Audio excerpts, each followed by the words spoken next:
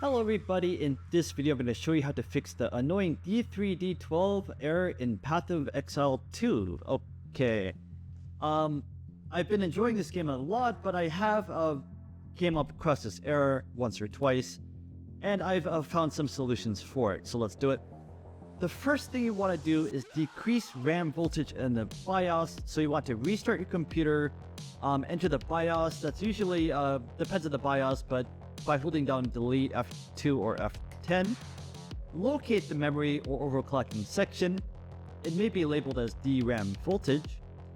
Check the current voltage, and then check it listed on your RAM specifications, and you may want to lower it.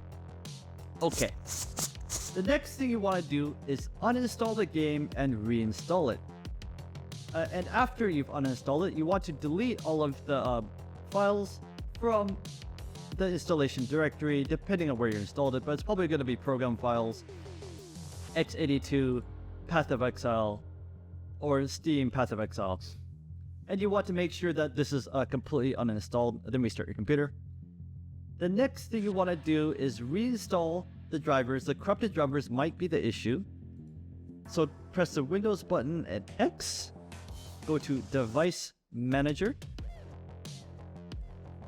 You want to find your display driver. This is mine, I'm a 4080. You want to right click on it and hit uninstall device, and then go through and get the newest version of the newest driver.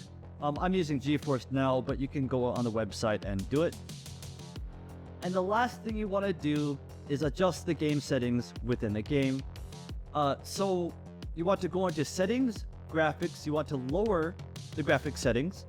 You want to switch between Vulkan or OpenGL and see if that works. And you want to disable the following features: anti-aliasing, ambient occlusion, ray tracing. You also want to disable NVIDIA DLSS and NVIDIA Reflex. And try that to see if this fixes your error.